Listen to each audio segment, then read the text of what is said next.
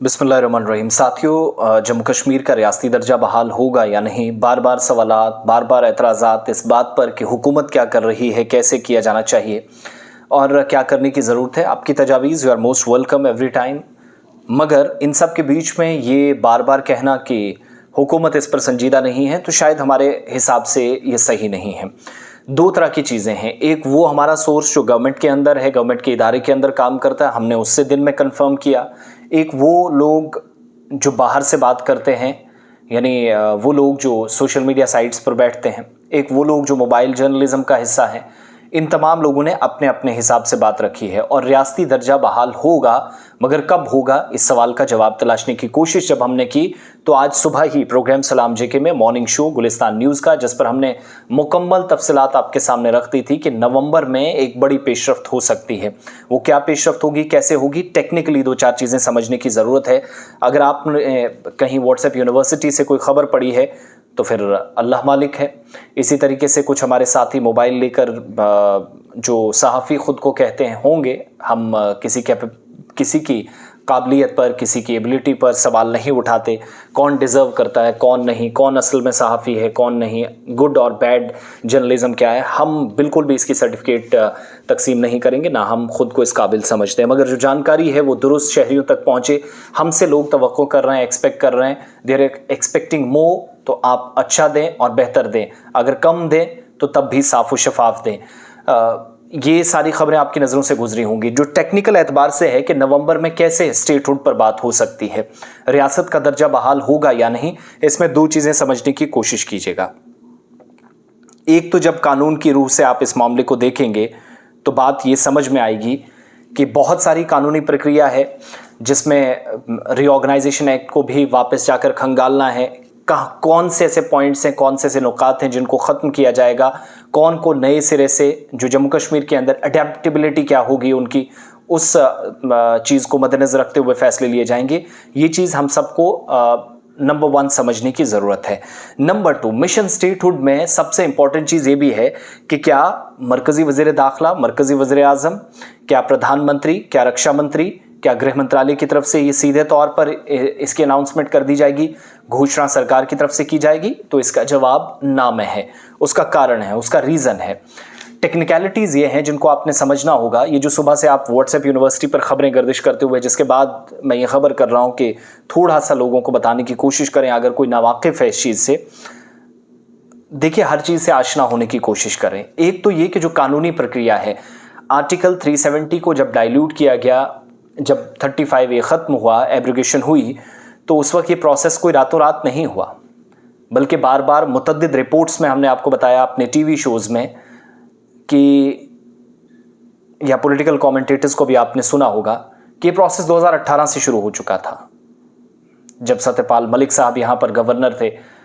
कायदे से वो लास्ट गवर्नर रियासत के थे और यूटी के उस वक्त, उसके बाद भी उनको कुछ वक्त जिम्मेदारी मिली, फिर गिरीश चंद्र मुर्मू साहब आए और उसके बाद 4 साल से मनोज सिन्हा। तो ये जो उस वक्त प्रोसेस चल रहा था, श्रीनगर में अमित शाह जाते हैं, गृह मंत्री की तरफ से एक बैठक होती है, उस मीटिंग में फैसला होता है कहाँ पर क्या किया जाएगा।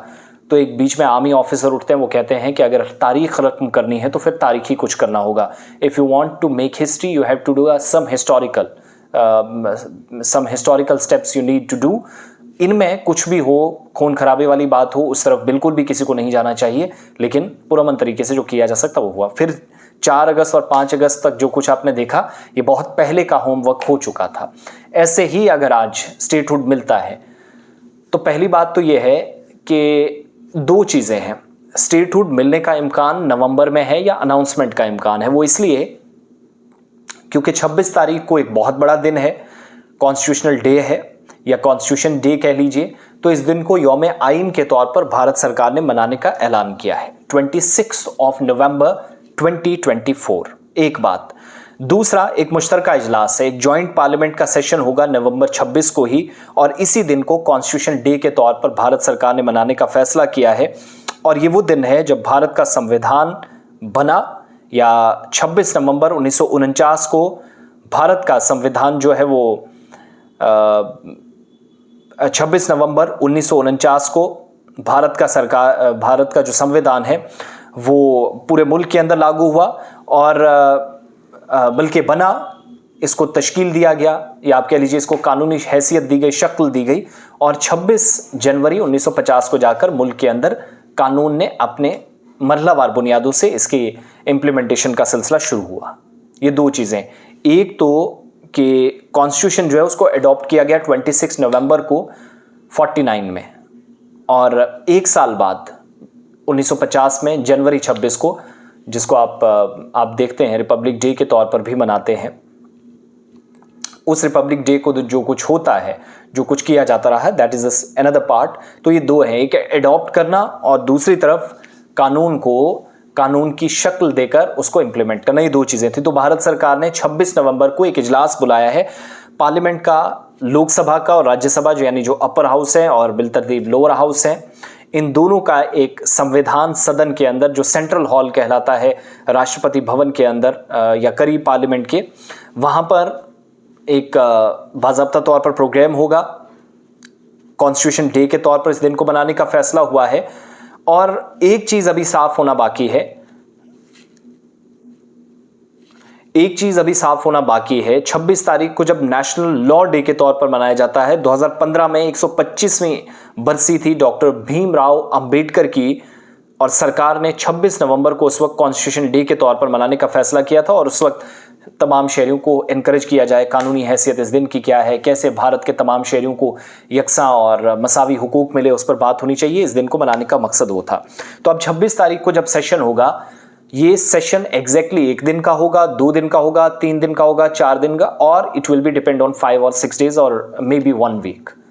तो जितने लंबे दिन रखे जाएंगे उतनी पॉलिटिकल डेवलपमेंट्स होंगी, इसका इम्कान है।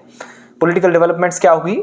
हमारे जो दिल्ली के अंदर जानकार हैं, जिनसे हमारी बातचीत रहती है, डेली बेसिस पे राब्ते में रहते हैं, वही कहते हैं कि 26 तारीख को जब ये होगा, तो अगर ये सेशन 2 दिन या 3 दिन खिंच गया तो इंपॉर्टेंट डेवलपमेंट ये होगी कि सरकार एक प्रपोजल, एक प्रस्ताव, एक तजवीज़ ला सकती है पार्लियामेंट के अंदर। जैसे 370 को हटाया गया था, कागजात पहले लाए, डॉक्यूमेंटेशन का प्रोसेस हुआ, वैसे ही वापस जम्मू कश्मीर की रियासत का दर्जा, लद्दाख को छोड़कर जम्मू और कश्मीर, ठीक है।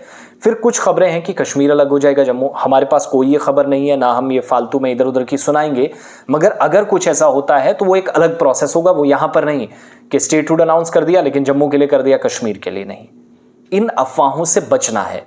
आधी अधूरी कहानी, बेहतर है कि आप कुछ ना जाने, आराम से बिस्तर में बैठे, खाए पिए, मौज मस्ती करें, ऐश करें, इबादत करें, लेकिन आधी अधूरी खबर सुनकर 10 लोगों तक पहुंचा दें। उस फ्रॉड की वजह से, उस झूठ की वजह से, उस झूठ पर मबनी तफसीलात की वजह से कितने लोग बर्बाद होंगे और कितने लोगों के सर गुनाह चढ़ेगा, वो आप खुद ही अंदाज़ा लगा लीजिएगा। तो 26 तारीख को जब सेशन होगा, इट इज़ पॉसिबल कि प्रस्ताव लाया जाए। अगर ये सेशन बढ़ा तो, अभी सेशन की सिर्फ डेट आई है, जो मुकम्मल स्केड्यूल है वो अभी तक सामने नहीं आया है। तो एक चीज़ तो ये रखिएगा। दूसरा, कानूनी प्रक्रिया कि एक बिल लाया जाएगा, उसको फिर पास किया जाएगा, सर्वसम्मति के साथ उसको पास किया जाना चाहिए, तमाम लोग इस पर हाँ में हाँ मिलाएं, फिर वहाँ से बात आगे बढ़े यहाँ तक कि वो राष्ट्रपति द्रौपदी मुर्मू के पास जाएगा, सिग्नेचर्स होंगे, फिर लेफ्टिनेंट गवर्नर के दफ्तर में आएगा, फिर गवर्नर कैसे वापस अपना काम संभालेगा, गवर्नर को वापस लेफ्टिनेंट गवर्नर से गवर्नर कैसे बनाया जाएगा, स्टेटहुड के पास कौन से इस स्टेटहुड में जो पहले 2019 से, यानी